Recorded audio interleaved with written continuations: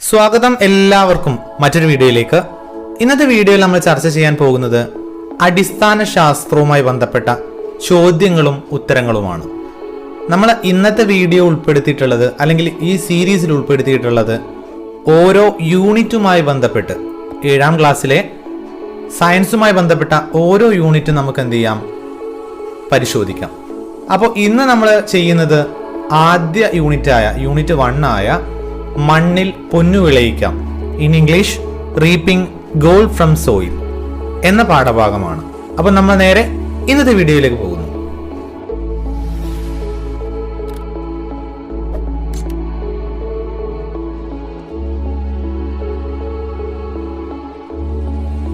ആദ്യ ചോദ്യം ഇതാണ്: വിത്തിൽ നിന്ന് പുതിയ തൈച്ചെടി ഉണ്ടാകുന്നതാണ് ഡാഷ്. ഓക്കെ, വിത്തിൽ നിന്ന് പുതിയ തൈച്ചെടി ഉണ്ടാകുന്നതിന് പറയുന്ന പേര് എന്താണ്?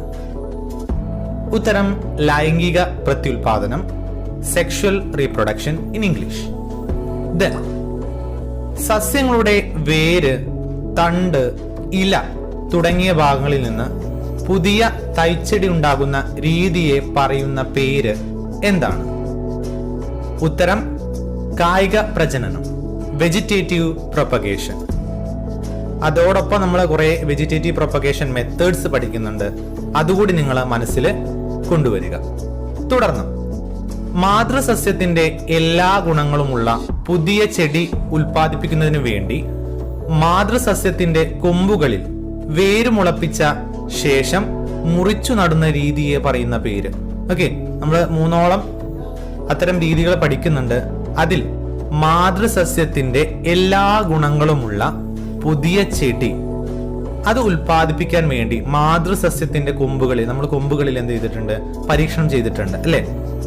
ആ കൊമ്പുകളിൽ വേര് മുളപ്പിച്ച് എന്ത് ചെയ്യും, നമ്മൾ അതിന്റെ താഴെ മുറിച്ച് നടുന്ന രീതിയെ പറയുന്ന പേര് ഉത്തരം പതിവയ്ക്കൽ, ഇൻ ഇംഗ്ലീഷ് ലയറിംഗ്. ദെൻ ഒരേ വർഗത്തിൽപ്പെട്ട സസ്യങ്ങളുടെ തണ്ടുകൾ പരസ്പരം ഒട്ടിച്ചു ചേർത്ത് ഗുണമേന്മയുള്ള സസ്യമുണ്ടാക്കുന്ന രീതിയാണ് ഡാഷ്. ഓക്കെ, തണ്ടുകൾ ഒട്ടിച്ചു ചേർത്ത്. ഉത്തരം കൊമ്പ് ഒട്ടിക്കൽ, ഇൻ ഇംഗ്ലീഷ് ഗ്രാഫ്റ്റിംഗ്. ദെൻ ഒട്ടിക്കലിനു വേണ്ടി തിരഞ്ഞെടുക്കുന്ന വേരോടുകൂടിയ ചെടിയാണ് ഡാഷ്. ഒട്ടിക്കലിനു വേണ്ടി തിരഞ്ഞെടുക്കുന്ന വേരോടുകൂടിയ ചെടിയാണ് ഡാഷ്. ഉത്തരം സ്റ്റോക്ക്, ഇൻ ഇംഗ്ലീഷ് മലയാളത്തിൽ മൂലകാണ്ഡം. ദെൻ ഒട്ടിക്കുന്ന കൊമ്പിന് പറയുന്ന പേര്, നമ്മൾ സ്റ്റോക്ക് എന്ന് പറഞ്ഞു, അത് വേരോടുകൂടിയ ചെടിയാണ്.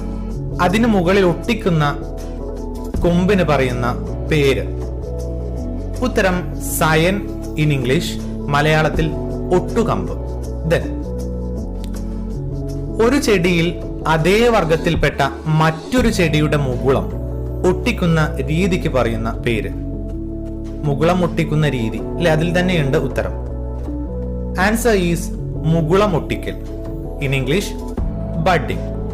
ദെൻ ഒരു പൂച്ചെടിയിൽ പല നിറത്തിലുള്ള പൂക്കൾ ഉണ്ടാകുന്നതിന് പ്രയോജനപ്പെടുത്താവുന്ന രീതി ഏതാണ്? നമ്മളിപ്പോൾ പരിശോധിച്ചതിൽ അല്ലെ നമ്മൾ പഠിച്ചതിൽ ഒരു പൂച്ചെടിയിൽ പല നിറത്തിലുള്ള പൂക്കൾ ഉണ്ടാകുന്നതിന് പ്രയോജനപ്പെടുത്താവുന്ന രീതി നമ്മൾ ഹിബിസ്കസ് അല്ലെ, ചെമ്പരത്തിയിലൊക്കെ ചെയ്തു നോക്കിയ രീതിയാണ്. ഉത്തരം മുകുളം ഒട്ടിക്കൽ.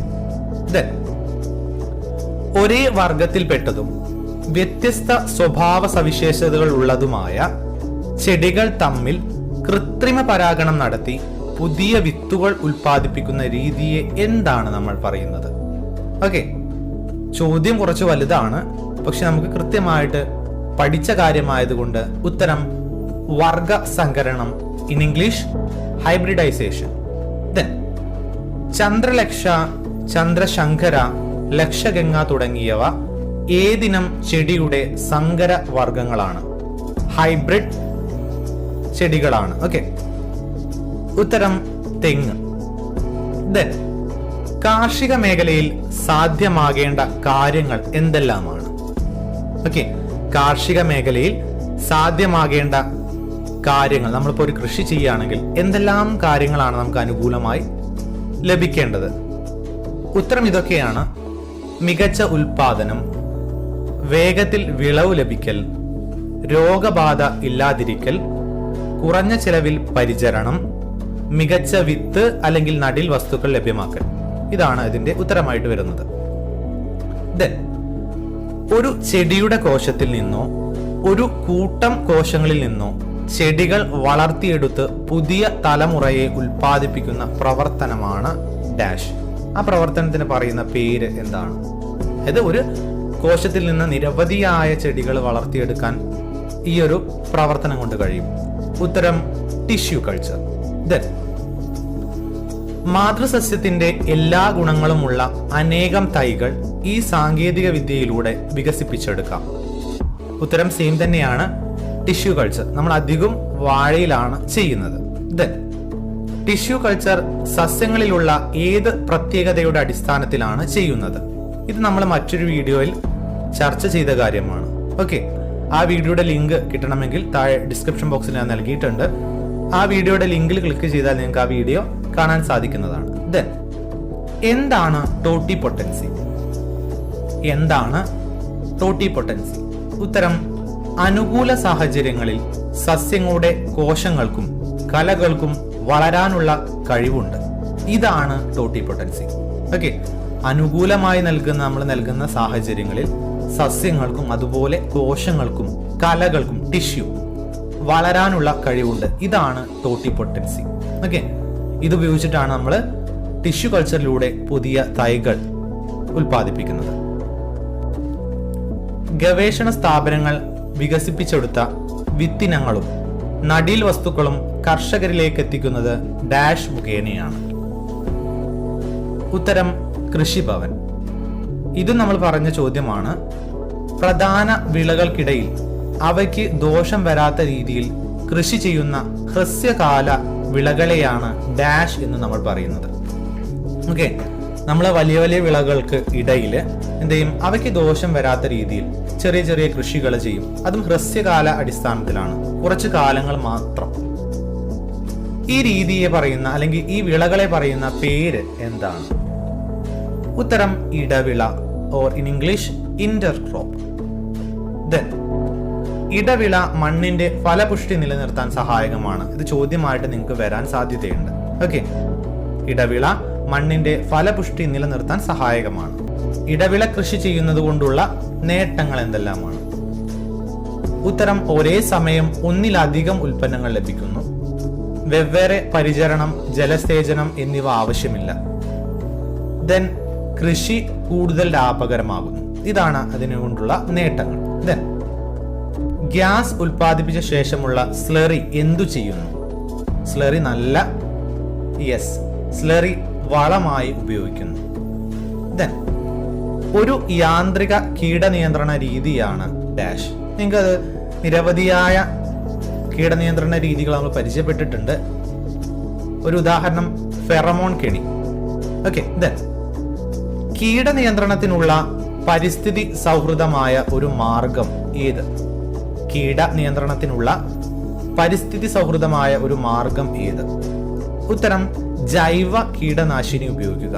രാസ കീടനാശിനികൾ ഒഴിവാക്കി അവിടെ പരമാവധി ജൈവ കീടനാശിനി ഉപയോഗിക്കുക. ദെൻ കമ്പുകൾ മുറിച്ചു നട്ടും വിത്തുകൾ മുളപ്പിച്ചും തൈകൾ ഉണ്ടാക്കാൻ കഴിയുന്ന ഒരു സസ്യം. അതായത് കമ്പുകൾ മുറിച്ചു നട്ടും അതോടൊപ്പം അതിന്റെ വിത്തുകൾ മുളപ്പിച്ചു നമ്മൾ തൈകൾ ഉണ്ടാക്കാറുണ്ട്. ആ സസ്യത്തിന്റെ പേര് എന്താണ്? ഒന്ന് ഉത്തരം മുരിങ്ങ, അല്ലെങ്കിൽ നിങ്ങൾക്ക് കുരുമുളക് എന്ന് എഴുതാം. ദെൻ ലോകത്ത് ഏറ്റവും കൂടുതൽ ചണം ഉൽപ്പാദിപ്പിക്കുന്ന രാജ്യം ഏതാണ്? ഉത്തരം ഇന്ത്യ. വളരാൻ കഴിവുള്ള ഏതൊരു സസ്യകോശത്തിനും അനുകൂല സാഹചര്യം കിട്ടിയാൽ പുതിയൊരു സസ്യമായി വളരാൻ കഴിയും. ഈ സ്വഭാവമാണ് ഡാഷ്. നമ്മൾ പരിചയപ്പെട്ടു. ഉത്തരം ടോട്ടിപൊട്ടൻസി. ദെൻ ടിഷ്യൂ കൾച്ചർ ആവിഷ്കരിച്ച ശാസ്ത്രജ്ഞൻ ആരാണ്? ഉത്തരം ഹേബർലാൻഡ്. ഇന്ത്യയിൽ ഏറ്റവും കൂടുതൽ നെല്ല് ഉൽപ്പാദിപ്പിക്കുന്ന സംസ്ഥാനം ഏത്? ഉത്തരം പശ്ചിമ ബംഗാൾ. എൻഡോസൾഫാൻ ദുരന്തം വിതച്ച കേരളത്തിലെ ജില്ല ഏത്? ഉത്തരം കാസർഗോഡ്. കേരളത്തിൽ കർഷക ദിനമായി ആചരിക്കുന്നത് എന്ന്? മലയാള മാസമാണ് ചിങ്ങം 1. മണ്ടരി ഏതു വിളയെയാണ് ബാധിക്കുന്നത്? ഉത്തരം നാളികേരം. നെല്ലിനെ ബാധിക്കുന്ന രോഗമാണ് ബൈറ്റു രോഗം. അതിന്റെ രോഗാണു ആരാണ്? ഉത്തരം ബാക്ടീരിയ. ദെൻ പട്ടുനൂൽ എടുക്കുന്നത് പട്ടുനൂൽ ശലഭം ഏത് അവസ്ഥയിലായിരിക്കുമ്പോഴാണ്? ഉത്തരം സമാധി. ദെൻ പട്ടുനൂൽ പുഴു വളർത്തൽ ഏതു പേരിൽ അറിയപ്പെടുന്നു? ഉത്തരം സെറികൾച്ചർ. വിത്ത് മുളയ്ക്കുമ്പോൾ ആദ്യം പുറത്തു വരുന്ന ഭാഗം ഏത്? ഉത്തരം ബീജമൂലം. ഇംഗ്ലീഷില് റാഡിക്കൽ പ്ലിമ്യൂൾ എന്ന് കറക്റ്റ് നിങ്ങൾ പഠിച്ച് പോവുക. റൈസോബിയം ബാക്ടീരിയകൾ പ്രകൃതിയിലെ ഡാഷ് ചാക്രികതയിൽ പങ്കുവഹിക്കുന്നു? ഉത്തരം നൈട്രജൻ. സൂപ്പർ ബഗുകൾ എന്നറിയപ്പെടുന്ന ജീവികൾ ആര്? ഉത്തരം ബാക്ടീരിയകൾ. ഇക്ന്യൂമൻ, ഗംബൂസിയ ഗപ്പി മത്സ്യങ്ങൾ, തവളകൾ, ബാക്ടീരിയ, വട്ടച്ചാടി മുതലായവ കൃഷിയിടങ്ങളിൽ ഏതു രീതിയിൽ പ്രയോജനപ്പെടുന്നു? ഉത്തരം കീട നിയന്ത്രണത്തിന്. കൃഷിയിടങ്ങളിൽ നടത്തുന്ന രാസവള പ്രയോഗവും രാസ കീടനാശിനി പ്രയോഗവും ചുറ്റുപാടുകളെ എങ്ങനെയെല്ലാം ബാധിക്കും? ഉത്തരം ജലജീവികൾക്കും മനുഷ്യർക്കും കൃഷിഭൂമിക്കും നാശം സംഭവിക്കാം.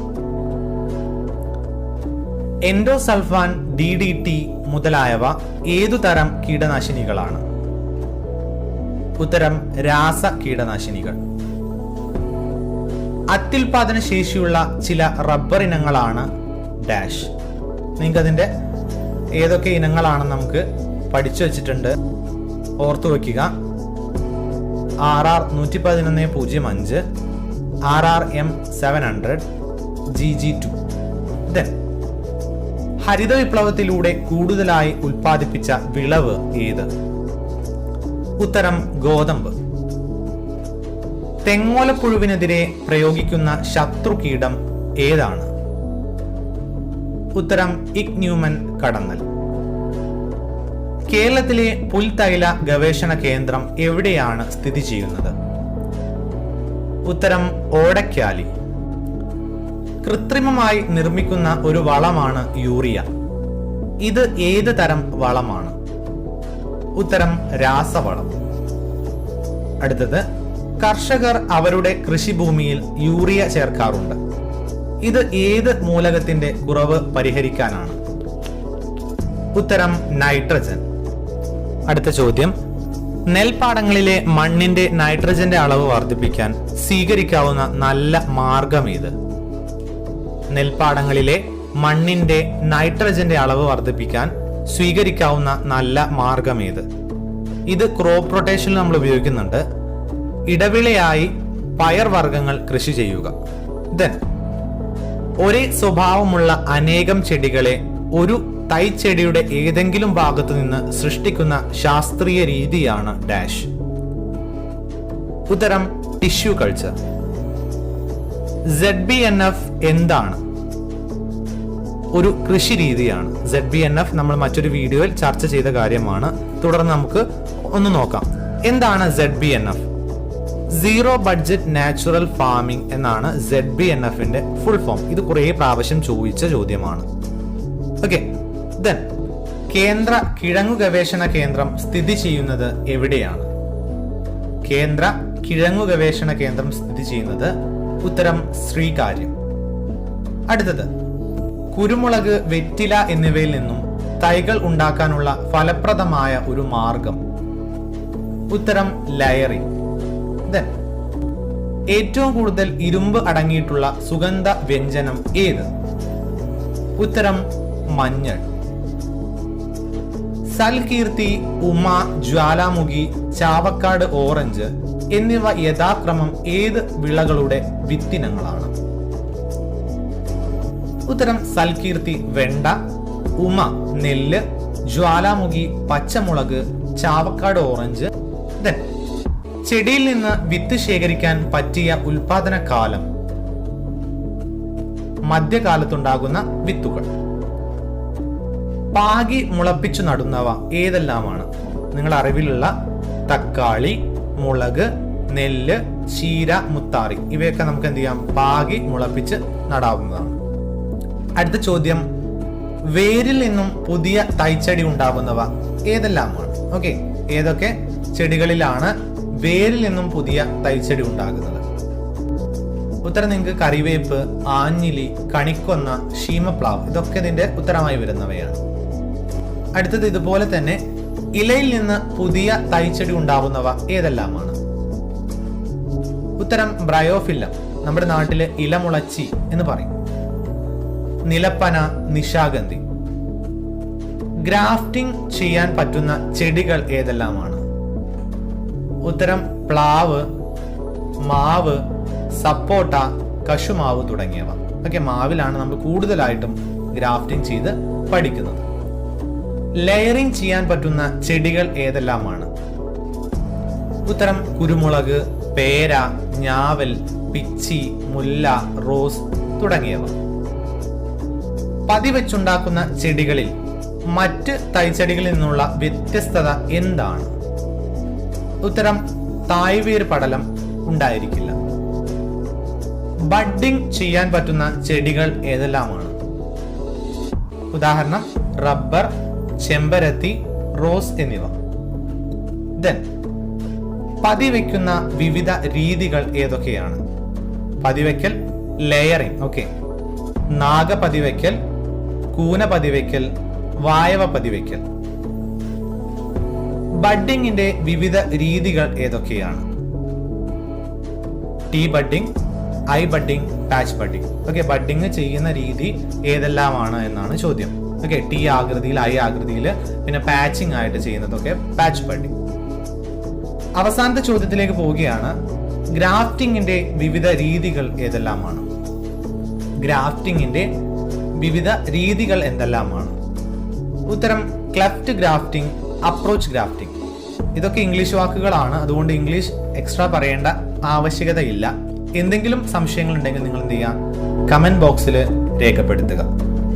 ഇന്ന് നമ്മൾ ചർച്ച ചെയ്തത് റീപ്പിംഗ് ഗോൾഡ് ഫ്രം സോയിൽ, അതായത് 7ാം ക്ലാസ്സിലെ സയൻസിലെ ആദ്യ യൂണിറ്റായ മണ്ണിൽ പൊന്നു വിളയിക്കാം എന്ന ഭാഗമാണ്. ഇതിന്റെ തുടർച്ചയെന്നോണം ബാക്കിയുള്ള പാഠഭാഗങ്ങൾ നമ്മൾ ഇതുപോലെ ചർച്ച ചെയ്യുന്നതാണ്. അതോടൊപ്പം സോഷ്യലുമായി ബന്ധപ്പെട്ട അല്ലെങ്കിൽ വിവിധ വിഷയങ്ങളുമായി ബന്ധപ്പെട്ട ഏതെങ്കിലും വീഡിയോകൾ ചെയ്യണമെങ്കിൽ നിങ്ങൾക്ക് എന്ത് ചെയ്യാം? കമന്റ് ബോക്സിൽ രേഖപ്പെടുത്താവുന്നതാണ്. തുടർന്ന് നമുക്ക് വീണ്ടും മറ്റൊരു വീഡിയോയിൽ കണ്ടുമുട്ടാം. എല്ലാവർക്കും ആശംസകൾ നേരുന്നു. കൃത്യമായിട്ട് നിങ്ങളുടെ സമയം ചിലവഴിച്ച് USSന് പഠിക്കുക. All the very best.